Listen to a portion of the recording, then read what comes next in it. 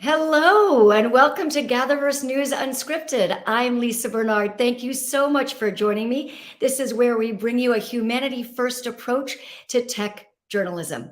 My guest today, notice like all of us have, that teens and young adults spend so much time on their phones, and often we use it as a negative. We criticize them, get off your phones. But she saw it as an opportunity, a tool to actually meet them where they are and use their phones to help teach substance abuse prevention. And so that is exactly what she did. Joining me now is Lisa Smooze. She is the CEO of the Social Changery. She has spent 20 years working on public and behavioral health initiatives. Thank you so much for joining me. Thanks so much for having me today. It's a pleasure. I want to just start by asking you, what is the Social Changery? What is your mission there? So the Social Changery, we are a public health consulting company. And so we're a small team of folks from a really wide variety of backgrounds. I have a mental health background. I'm a licensed professional clinical counselor, but we have a whole team of people from marketing and youth development and public health. And we come together to help both state, public, and private agencies do more good, especially in the public health, specifically the behavioral health kind of space. So one of your initiatives for doing more good is teaching teens and young adults about substance abuse prevention. And you've done that by creating an augmented reality game.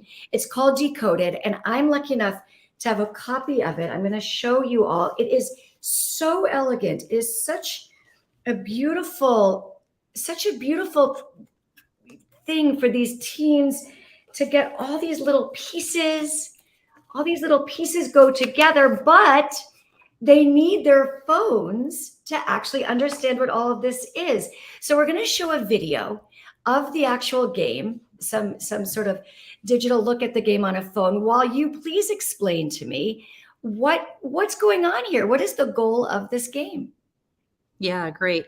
So Decoded the game is part of a larger campaign called Decoded, which is a substance use prevention program for teens and young adults, so 13 to 25. And, it started out like most public health substance use prevention campaigns, where it's all about, teaching kids the facts about substances, specifically cannabis is where it started out, so that they could make healthy choices for themselves.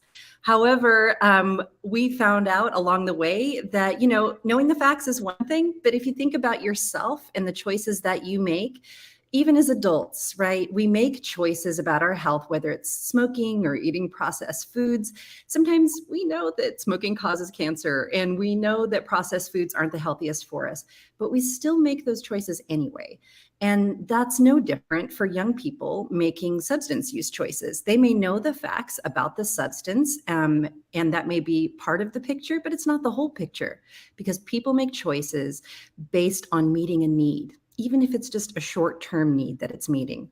And so Decoded is all about helping young people not just know substance kind of information, but more importantly, know themselves. And so knowing what's driving those choices, whether it's to use substances or maybe some other kind of a high-risk behavior, so that they can meet their needs in the safest way possible instead of being driven by them. And so that's where the game comes in, is basically it's a fun game. It's about multiverse mayhem. And it's about opening this wormhole, right? And it's a very morally ambiguous kind of a game that they play. And it's a whole setup to help them understand how they go about making decisions and what's going on within them that drives them to make the choices that they do. So we also have some video to show some of the teens and young adults playing the game. I want to show that as you give us more specifics. What are the tasks within the game, and what are they teaching either overtly or indirectly about changes? Give us an example. So it's a game that they play in real life. So in a classroom or something, as you'll see in the video, but they have to have their cell phone with them, right? So we decided to lean into the whole thing about like, we know they're on their cell phone. So let's just have them bring it into the game. And you can see them there. They're leveraging some videos and they have to do access codes. And there's an augmented reality component. You can see the little red decoder that they're taking a look at right there, where they're decoding a path that they have to find. And then they have to find a code from that. And basically what they have to do is use all of these elements in there, including their cell phones, including these augmented reality elements, to basically follow the story of Alex, who is opened a wormhole in the universe. And you have to choose whether to side with him in his quest to go through this wormhole, or you have to side with this organization that's trying to stop him because he might be causing damage to different communities that are back here on planet Earth. And so it's a very morally ambiguous task. And you see the kids there playing with the different elements. There's lots of puzzle solving that goes on. And so it does a number of things. One is on the surface, it's doing things like building cognitive reasoning skills, right? And building feelings of self-efficacy as they solve these puzzles. But on a much deeper level, they're choosing sides in a morally ambiguous kind of situation.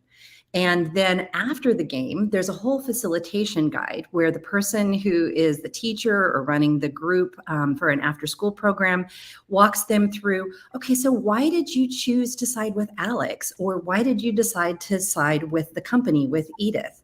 And then unpacking, like, would it have been different if you played the game alone versus with a group? Did your past experiences influence that choice? Did your mood and the feelings that you have come into that? Did you identify with someone? And so it helps them kind of understand what went into that morally ambiguous decision. And then we directly apply it to how does that show up for you in other parts of your life when you're making choices about substance use, about other kinds of health behaviors. So it's in that facilitation, and I've seen you have a very detailed, thoughtful, comprehensive guide. Just reading off of it, the facilitators ask them, how do you think your emotional state could affect your decision about substances? What other factors might influence your decision about using substances? So you really are taking it directly, as you said, perhaps to the cannabis, to the other substances. Is that happens in the debrief afterwards? Yes, and that's really intentional.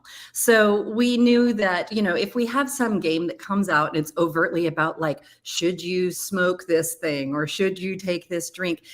Kids are going to think that's just dumb from the outset, right? They're not going to be engaged by that. So what we really wanted to get to was something that was engaging and was about decision making, but wasn't overtly about a substance. And then we could pull that out into the facilitation and the discussion that happens afterwards. That was also really intentional because we know it's not actually about any one substance or one behavior, right?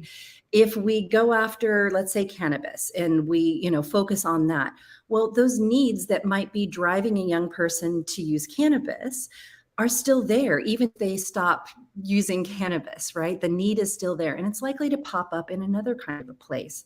So it's much more effective and much more important that you teach the young person to know themselves and to know what's driving them and their decisions so that when you become aware of those things, you can make a more conscious choice. And is there follow-up? I guess I should ask, where are they playing these games and who are the facilitators? And then is there follow-up if this does bring up other issues in their lives and decision-making, if they need a check-in with an adult? Absolutely. So first of all, we've been talking about the game that happens in a classroom, right? Or in an after school program. That's where it's intended to go. And so in those cases, we have a full facilitation guide, and it would likely be their teacher or a youth counselor at a program that would be doing that whole experience with them. The idea is that they're in a safe setting where they have safe and trusted adults that can check in with them, right? And can do that connection and follow up, and that it's not just happening on their own. However, we also have a website, and young people can also be directed there where it has resources, online kinds of support that they can access, as well as access to hotlines and ways for them to access counseling and peer support. And I know that you have an Instagram post about this that has had a tremendous viral impact. Tell me a little bit about that. Sure. So we have an Instagram channel because, again, we go where young people are at, right? So if they're on their cell phones in their classroom, we're going to leverage that and bring it into the classroom to fully get their attention in there. And we know that while social media holds a lot of things that can be concerning that we're seeing in the media a lot lately, that young people are on social media. And so while we have to be responsible and make sure that we're putting safeguards in there to keep folks safe when they're on there, we also have the opportunity to connect with young people and use it as a channel to deliver something really helpful and use it as a tool for good. So we do have an Instagram presence with Decoded. And we've recently been delivering, instead of having kids click out to a website, we've been delivering an intervention in Instagram itself. So they never have to leave Reels. They're just looking at the posts, and the posts themselves have some type of behavioral health intervention for them. And so recently we did one on anxiety and having tools that you can use, things that you need to know if you start feeling anxiety in different circumstances to help get through that. And we, as of today, are almost 2 million views on that one reel. So it's really landing. And if you know anything about young people, it's not like they're out following a public health campaign on Instagram. That isn't something that's super appealing. So the fact that we've gotten that level of engagement really shows the need and that it's meeting young people where they're at. Yeah, that is amazing. I think that anxiety, when you refer to, if I'm not mistaken, it's just telling them to breathe, right? To take a breath, Yeah. sit down, simple things like that. And so they can, is that right? And they can just read it where they are. They don't have to advertise to everybody, I'm feeling anxious right now. It's a nice way to deliver the message, right? Yeah, exactly. And so what we want to do wherever possible is free, readily accessible kinds of tools that they can integrate as a part of their daily life that they can use moving forward. And so, yeah, the video that you're referring to, there's a whole segment about box breathing. There's a whole segment about just recognizing thoughts or what to do if you come into a situation where you're feeling really anxious, to try to stay present through it so that you can feel mastery over it. There's a number of techniques that we give folks in the Instagram reel. And who are the facilitators? Where are they? You said it's youth programs and schools. Can you tell me a little bit about who is embracing this with you? So right now, who's really embracing this are our partners at County Behavioral Health and schools are the partners that are really embracing the game. And it's going to be rolled out this fall in schools when kids come back. So we recently just did some testing with it, right? So we've done all the test play with young people, gotten all of the kits ready, getting those shipped out to our county behavioral health partners who are also partnering with schools and after school programs, as well as places like clinics, young people's mental health treatment programs, right? Any place where young people are gathered together with a trusted adult who can do that facilitation with them. And it's resonating. Have you seen in your results that kids really are getting something out of it? Yeah, the test play has been really interesting. And, some surprising kind of things came up out of it. So when you were opening the packaging, right, and you were saying how beautiful the elements were and how high quality they were, that was one of the things that we got in feedback that really came back very positively from young people. So a lot of these games are going out to young people that are coming from marginalized communities, right? From places where they don't have a lot of resources. And so the things that they typically get in their after school programs or during their school classes, tend to be things that are people making do with the resources that they have. And so one of the comments that we got was, we never get things like this that are beautiful, that are really high quality and like made specifically with us in mind and using our cell phones and all of this sort of thoughtful kind of high quality gaming experience. That was one of the early things that was a surprise to us, was how enthusiastic and how much that made the young people want to engage with it.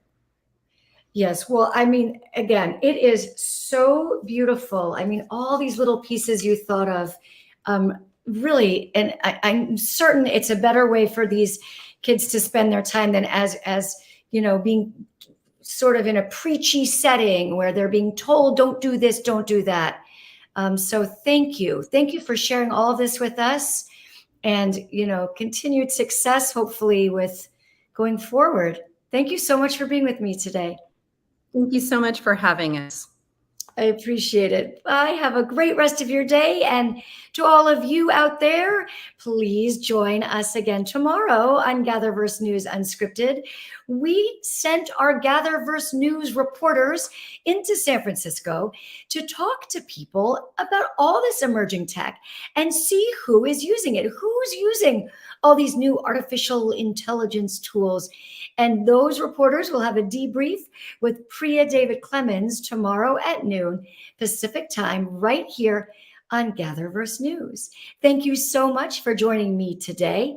Have a great rest of your day.